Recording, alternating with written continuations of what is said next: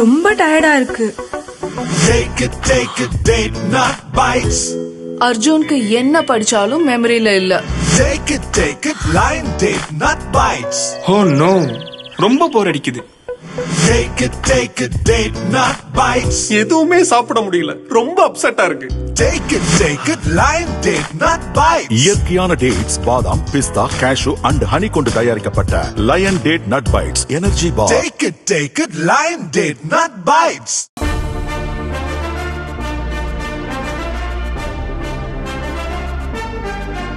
சட்டசபை தேர்தலை முன்னிட்டு கடந்த ஜூலை 7 பிரச்சார பயணத்தை துவங்கினார் எதிர்க்கட்சி தலைவர் பழனிசாமி. கோவை மாவட்டம் மேட்டுப்பாளையத்தில் தொடங்கிய இந்த பயணம் மக்களை காப்போம், தமிழகத்தை மீட்போம் என்ற பெயரில் தமிழகம் முழுக்க தொடர்கிறது.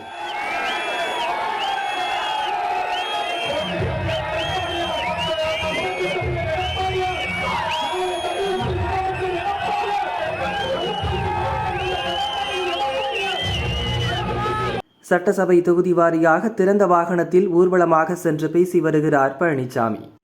இதுவரை கோவை, திருப்பூர், விழுப்புரம், கடலூர், மயிலாடுதுறை, நாகை, தஞ்சை, புதுக்கோட்டை, கிருஷ்ணகிரி, வேலூர், திருவண்ணாமலை, மதுரை, திண்டுக்கல் உள்ளிட்ட மாவட்டங்களில் பிரச்சாரத்தை முடித்துள்ளார். கடந்த 11ஆம் தேதி 50 நாள் பயணத்தை நிறைவு செய்தார். இதுவரை 52 நாட்களில் 153 தொகுதிகளில் 15,000 கிலோமீட்டர் பயணம் செய்துள்ளார். பயணத்தின் போது ஒவ்வொரு தொகுதியிலும் விவசாயிகள், நெசவாளர்கள், தொழில் நிறுவனத்தினர் என பல்வேறு தரப்பினருடன் பழனிசாமி கலந்துரையாடினார்.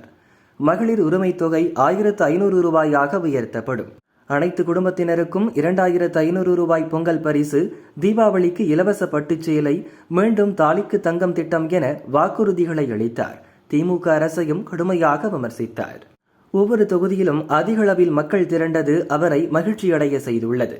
இதையடுத்து தனக்கு மக்களின் ஆதரவு எப்படி உள்ளது என்பது குறித்து கருத்து கணிப்பு நடத்த பழனிசாமி முடிவு செய்துள்ளார். இதுவரை பிரச்சார பயணத்தை முடித்த தொகுதிகளில் அதிமுகவுக்கு மக்களின் ஆதரவு குறித்து தனியார் நிறுவனம் வாயிலாக கருத்து கணிப்பு நடத்தவும் முடிவு செய்துள்ளார். விஜய் கட்சிக்கு மக்களிடம் உள்ள ஆதரவையும் திமுக அரசு பற்றிய மக்களின் எண்ணங்களையும் இந்த கருத்து கணிப்பில் தெரிந்து கொள்ள திட்டமிட்டுள்ளார். அதன் அடிப்படையில் கூட்டணி, தொகுதி பங்கீடு, வேட்பாளர் தேர்வை பழனிசாமி மேற்கொள்ளவிருக்கிறார் என்கின்றனர் அவரது ஆதரவாளர்கள்.